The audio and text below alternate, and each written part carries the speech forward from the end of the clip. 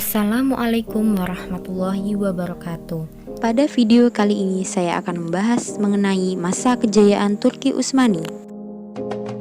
Periode kejayaan Turki Utsmani dimulai dari tahun 855 Hijriah sampai tahun 974 Hijriah, yakni dari masa Muhammad Al-Fatih alias Muhammad II sampai Sulaiman I atau Sulaiman Al-Qanuni. Sulaiman digelari Al-Qanuni sebab ia mampu membuat undang-undang yang mengatur masyarakat. Orang Barat menyebutnya sebagai Sulaiman yang Agung, sedang ia menyebut dirinya sebagai sultan dari segala sultan dan raja dari segala raja. Pada masanya, wilayahnya meliputi dataran Eropa hingga Austria, Mesir, dan Afrika Utara, hingga ke Aljazair dan Asia hingga Persia, serta meliputi Lautan Hindia, Laut Arabia, Laut Merah, Laut Tengah, dan Laut Hitam. Perkembangan ekspansi Turki Utsmani. Salah satu yang menentukan keberhasilan ekspansi Utsmani adalah keberanian, keterampilan, ketangguhan, dan kekuatan militernya yang sanggup bertempur di mana saja dan kapan saja. Hal ini dikarenakan tabiat bangsa Turki sendiri yang bersifat militer, berdisiplin, dan patuh terhadap aturan. Selain itu, keberhasilan ekspansinya juga didukung oleh terciptanya jaringan pemerintahan yang teratur. Dalam struktur pemerintahan, Sultan sebagai penguasa tertinggi dibantu oleh Sadr al-Azam atau Perdana Menteri yang membawahi Pasha atau Gubernur. Di bawah Gubernur terdapat Awaliyah atau Bupati. Untuk mengatur pemerintahan urusan negara dibentuklah undang-undang atau konun pada masa Sulaiman I yang disebut Multaqa al-Abhur. Undang-undang ini menjadi pegangan hukum bagi Turki Utsmani sampai datangnya reformasi pada abad ke-19. Undang-undang ini memiliki arti historis yang sangat penting karena merupakan undang-undang pertama di dunia. Selain berjaya dalam bidang ekspansi, pemerintahan, dan militer, Turki Utsmani mengalami kemajuan di periode ini dalam bidang ekonomi dengan banyaknya wilayah pusat perdagangan yang dikuasai, bidang kesenian dengan berkembangnya syair-syair, bidang arsitektur dengan banyaknya masjid-masjid dan bangunan lainnya. Pada masa Sulaiman, banyak dibangun masjid, sekolah, rumah sakit, gedung-gedung pemakaman, saluran air, villa, dan pemandian umum, terutama pada di kota-kota besar. Disebutkan bahwa 235 buah dari bangunan itu dibangun di bawah koordinator Hoja Sina.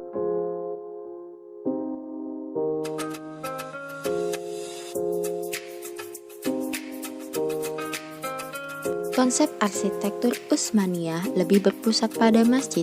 Masjid adalah bagian yang tak terpisahkan dari masyarakat, tatanan kota, dan kehidupan komunal. Mereka mengembangkan seni arsitektur pada bangunan masjid, di antaranya yaitu Masjid Al-Muhammadi, Masjid Sulaiman Agung, dan Masjid Ayub Al-Ansori atau dulunya yaitu Gereja Hagia Sophia. Adapun beberapa aspek-aspek intelektual yang dicapai, yaitu terdapat 2 buah surat kabar yang muncul pada masa itu, yaitu Berita Harian Terkini VK pada 1831 dan Jurnal Taswiri Efkar pada 1862 dan Terjumani Ahval pada 1860. Dan juga terjadi transformasi pendidikan dengan mendirikannya sekolah-sekolah dasar dan menengah pada tahun 1881 dan perguruan tinggi pada tahun 1869, juga mendirikan fakultas kedokteran dan fakultas hukum. Di samping itu, para pelajar yang berprestasi dikirim ke Perancis untuk melanjutkan studinya, yang mana sebelumnya itu tidak pernah terjadi. Bidang ekonomi.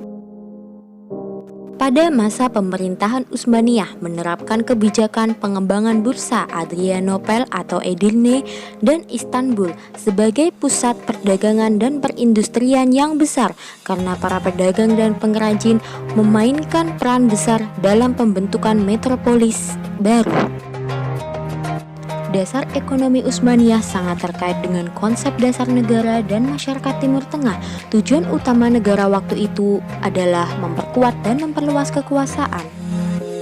Pada saat itu diadakan perjanjian Inggris dengan Utsmaniyah, disebut juga perjanjian Baltaliman, yang membuka pasar Utsmaniyah ke para pesaingnya di Inggris dan di Prancis, sehingga dapat dipandang sebagai salah satu tantangan perkembangan ekonomi Utsmaniyah.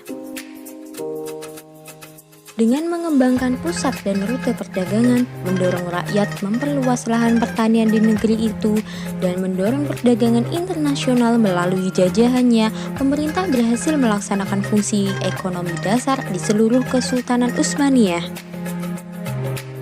Bidang keagamaan.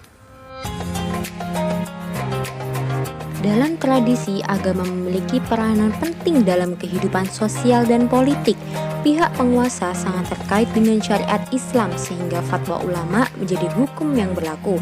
Mufti sebagai pejabat tinggi urusan agama berwenang memberi fatwa resmi terhadap problem keagamaan. Tanpa legitimasi mufti, keputusan hukum kerajaan tidak bisa berjalan. Adapun beberapa faktor kemajuan dari Turki Utsmani, diantaranya yaitu 1. Adanya sistem pemberian hadiah berupa tanah kepada tentara yang berjasa.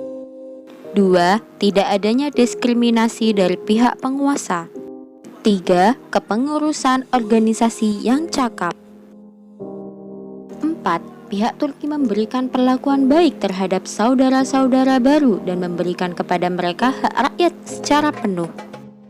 Kelima, Turki telah menggunakan tenaga-tenaga profesional dan terampil. 6. Kedudukan sosial orang-orang Turki telah menarik minat penduduk negeri-negeri, bahkan untuk memeluk agama Islam. 7. Rakyat memeluk agama Kristen hanya dibebani biaya perlindungan atau membayar jizyah yang relatif murah dibandingkan pada masa Bizantium. Yang ke-8, semua penduduk memperoleh kebebasan untuk menjalankan kepercayaannya masing-masing. Yang terakhir, yaitu karena bangsa Turki tidak fanatik agama, wilayah-wilayah Turki justru menjadi tempat perlindungan bagi orang-orang Yahudi dari serangan kerajaan Kristen di Spanyol dan Portugal pada abad ke-16. Pada abad ke-16 sampai 17, tepatnya pada puncak kekuasaannya di bawah pemerintahan Sulaiman Al-Qanuni, dinasti Utsmaniyah adalah salah satu dinasti yang terkuat di dunia, imperium multinasional dan multibahasa yang mengendalikan sebagian besar Eropa Tenggara, Asia Barat, Afrika Utara, dan tanduk Afrika. Juga kekuasaannya atas wilayah yang luas di sekitar cekungan Mediterania, Kesultanan Utsmaniyah ini menjadi pusat interaksi antara dunia timur dan barat selama lebih dari 6 abad. Sekian dari saya, kurang lebihnya mohon maaf dan terima kasih. Wassalamualaikum warahmatullahi wabarakatuh.